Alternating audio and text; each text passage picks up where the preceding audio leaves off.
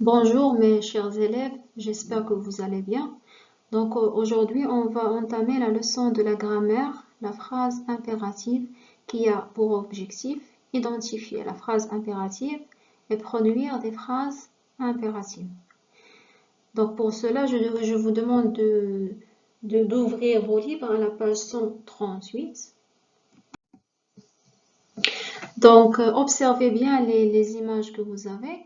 Donc, pour la première phrase, empruntez le passage pour piétons quand vous traversez. Empruntez le passage pour piétons quand vous traversez. La phrase B, respectons le code de la route.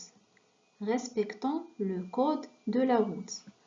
La phrase C, ne traversez pas quand le feu est vert. Ne traversez pas quand le feu est vert.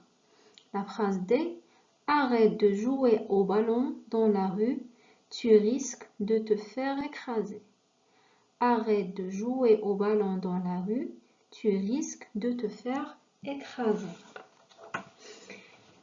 Donc, si vous remarquez bien les phrases, dites-moi quels sont les signes de ponctuation ou bien par quel signe de ponctuation se terminent ces phrases. Donc, par quel signe de ponctuation se terminent ces 4 phrases. Donc, comme réponse, on voit que les phrases se terminent par un point ou bien un point d'exclamation. Donc, les signes de ponctuation qu'on a ici sont un point ou un point d'exclamation. Donc, les verbes qui sont en couleur, emprunter, respectons, traverser, arrête. Est-ce que ces verbes sont-ils précédés d'un pronom, oui ou non? Donc, comme réponse, non, ces verbes ne sont pas précédés d'un pronom. Donc, ces verbes ne sont pas précédés d'un pronom. Donc, quel pronom peut-on mettre devant ces verbes? À votre avis, quel pronom peut-on mettre avant ces verbes? Donc, la réponse, pour emprunter, on choisit le pronom vous. Pour respectons, on choisit le pronom non. Nous, pardon. Donc, pour respectons, on choisit le pronom nous. Pour traverser, on choisit le pronom vous. Et pour arrête, on choisit le pronom tu.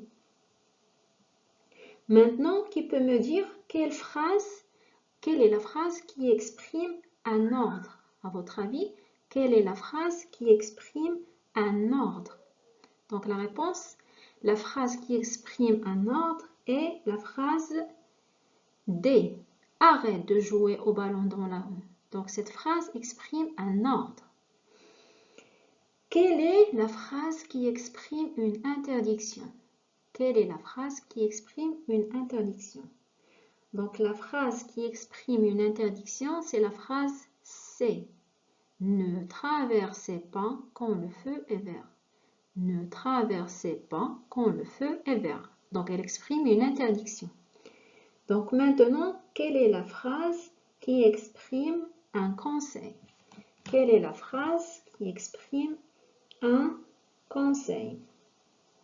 Donc ici, on a deux phrases qui expriment le conseil. Donc la phrase A et la phrase B expriment un conseil. Donc empruntez le passage pour piétons et respectons le code de la route. Donc ces deux phrases expriment un conseil. Donc on a la première chose qu'on a dit, c'est que ces phrases commencent par un verbe qui n'a pas de pronom. Et la deuxième chose, c'est que ces phrases expriment soit un conseil, ou bien une interdiction, ou bien un ordre. Donc, à votre avis, comment appelle-t-on ce genre de phrase? Comment appelle-t-on ce genre de phrase? Donc, la réponse, ces phrases sont appelées des phrases impératives. Donc, ces phrases sont appelées des phrases impératives. Donc, qu'est-ce que c'est que la phrase impérative? Donc la phrase impérative exprime soit un ordre, ou bien un conseil, ou bien une interdiction. Donc quand la phrase est à la forme négative, elle exprime une interdiction, comme ne traversez pas quand le feu est vert. Donc c'est une interdiction. Donc la phrase impérative est construite souvent autour d'un verbe à l'impératif. Donc comme on a vu, les 4 verbes sont à la forme impérative. La forme impérative, pardon, parce qu'ils n'ont pas un pronom. Donc ce sont des verbes à l'impératif.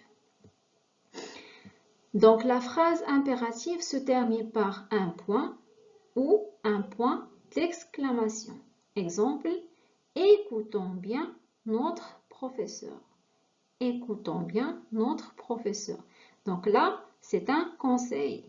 Donc cette phrase exprime un conseil. Ne parlez pas pendant le cours. Ne parlez pas pendant le cours. Donc là, c'est une phrase qui exprime une interdiction parce qu'elle est à la forme négative avec ne pas, en employant ne pas. Donc elle est à la forme négative. Viens ici immédiatement. Viens ici immédiatement. Donc là, cette phrase exprime un ordre. Cette phrase exprime un ordre. Donc, on récapitule.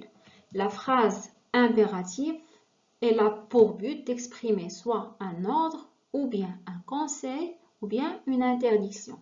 La deuxième chose, c'est qu'elle commence toujours par un verbe qui est conjugué à l'impératif. Et elle se termine soit par un point, ou bien un point d'exclamation.